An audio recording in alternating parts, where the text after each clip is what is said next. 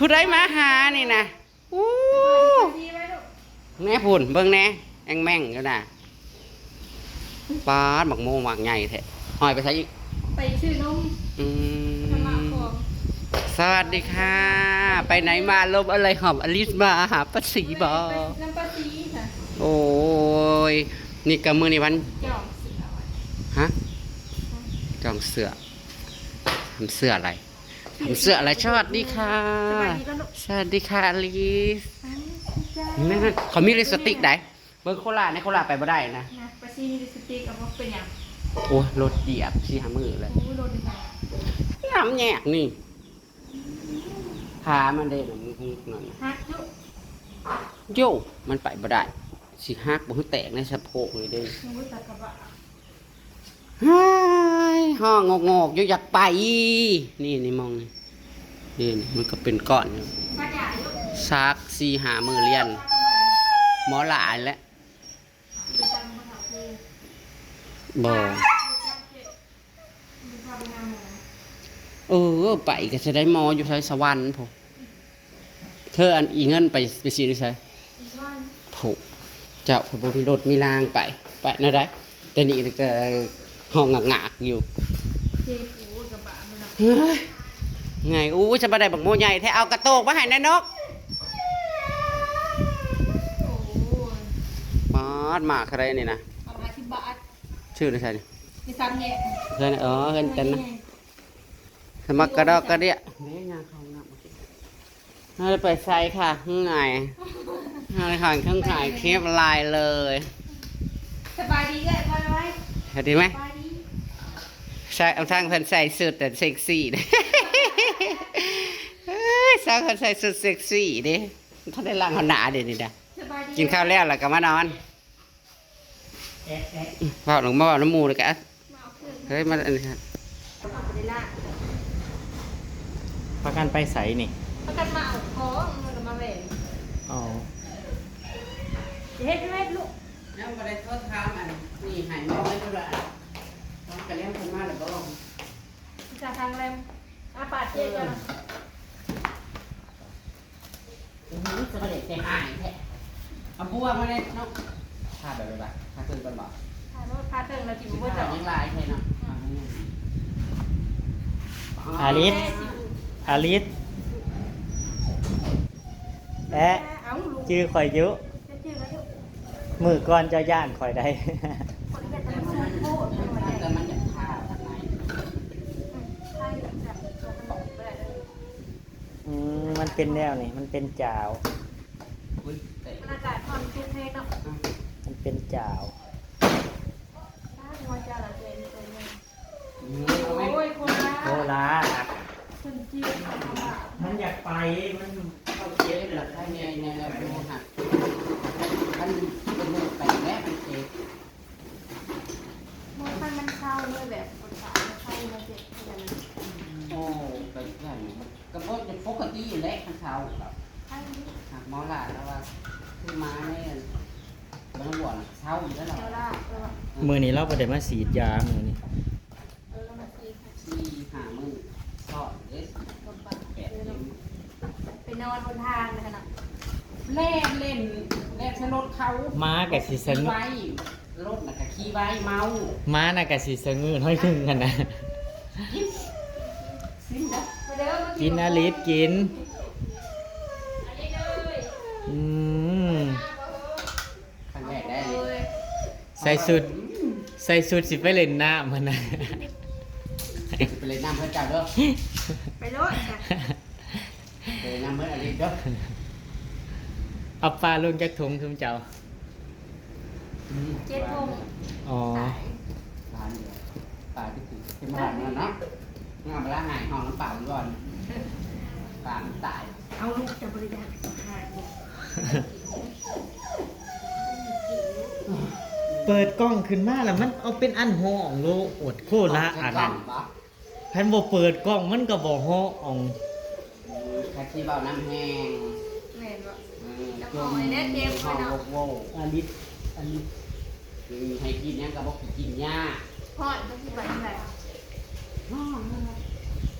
มันจะเป็นลมไปอัน งานไอเด็กแล้วว่าสิคุณเบิร์ก็เคยกินปลาเลยคือกินเองบางทีมันแดงแต่มันยังเหลือสิมาใส่ต้มปลาทุกหัว ใช่ นายแขกใกล้สิฮอดบุญบ้านอลิสแล้วนี่นะ ที่สาม อ๋อ มาคนเมืองบอก 13แต่ว่าวันที่13แต่ว่าบุญบ้านนะที่13 19 กินเอาวันที่13มันมีอย่างเดียวบันใหญ่ยี่สิบเลยเหรอ ที่สามบุญวันนั้นนะ วันที่10กับวันนั้น เออทุกท่านทุกเก้าไม่พอ ตามมือน่ะ17 11ก็ ก็จะวันนั้นจ้าเอ๊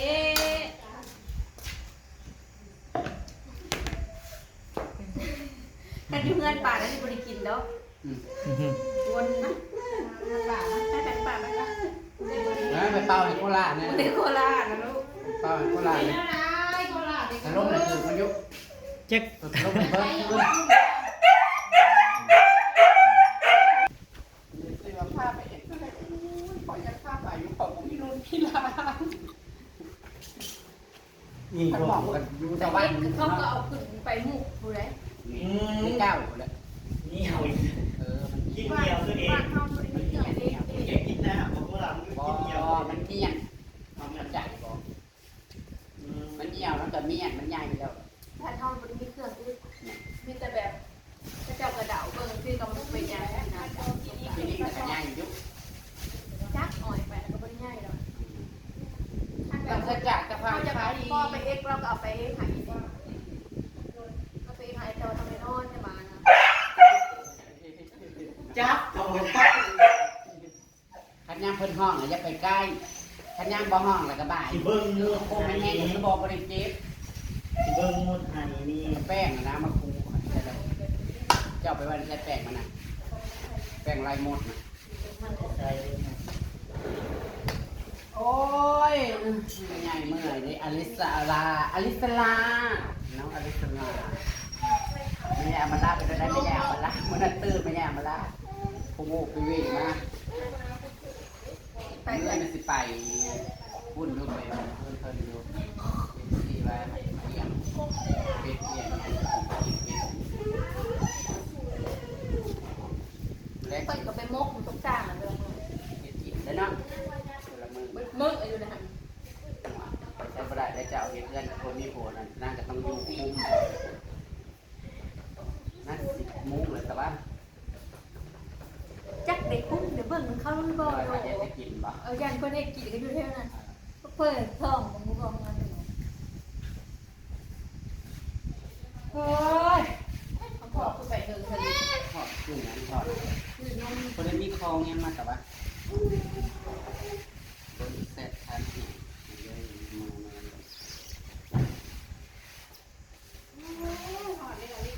อุ้ยอย่าเห็นลูก ยังบ่ทันมีคลองมาบ่เห็นไหม โอ้ยร้อยบ่ดิเฮ้ยเองบ่ ห้าแสนเนี่ย50 บาทโมใหญ่สมัยตะกี้ไปแก้ให้นักกะลาบ้านไม่เสีย เอาไปน้ำป่าไหม นมปะ ลิปสติกมาหล่อนั่นใส่น้ำแบบๆนั่นเลยเนี่ยพ่นมาก ยันโต๊ะลูก เด้อเราไปกินได้แล้วดีนะเมื่อน่ะนะ หันปิด เรา ๆคน หายได้เมิดงอนกัน นี่พอมัน ฝากดื่มน้ พอมาแล้ว ซุปงอตังง ำดื่มน้ำนะดื่มน้ำนะคอนี่มาคอนี่ ป้าเนี่ย มาคอนี่ นั่งดีๆนะหัวเถย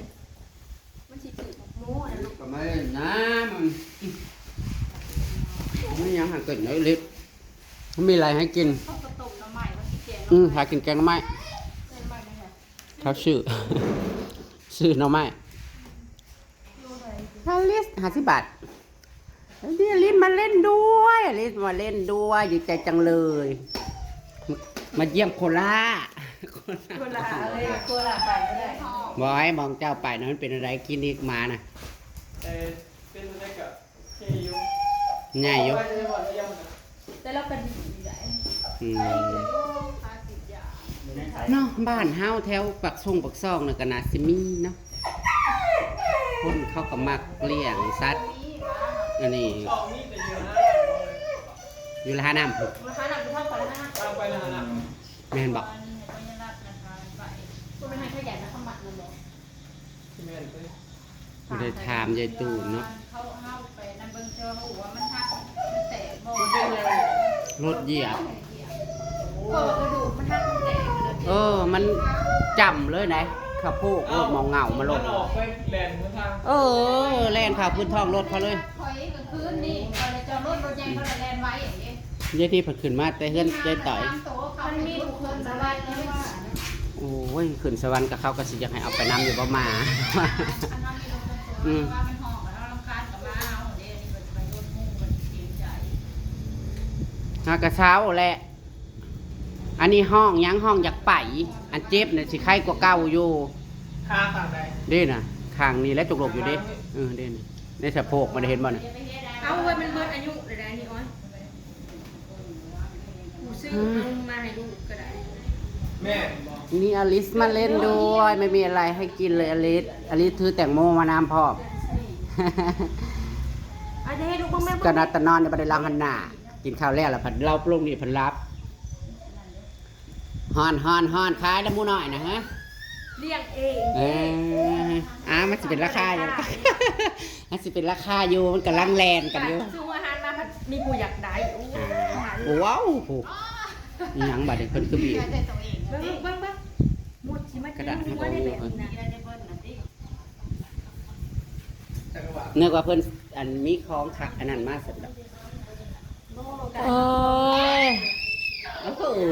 กรีดกราด เบิ้ลอายุมีขนมลงเลย โอ้ยเบิ่งซะ มีขนมแห่ดิ มันอายุบ่ ผมมีคันนี้ให้กินอันนี้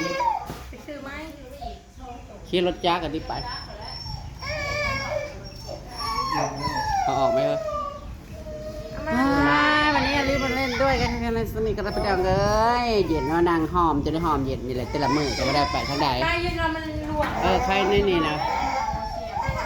เพราะได้พักแต่นั่นนี่แหละ กูละหากินเลย มานั่งเฝ้าโคราชฮอนอยากไปอยู่นี่แล้วแต่อยากไปหักไปบ่ได้แล้วก็ให้งัก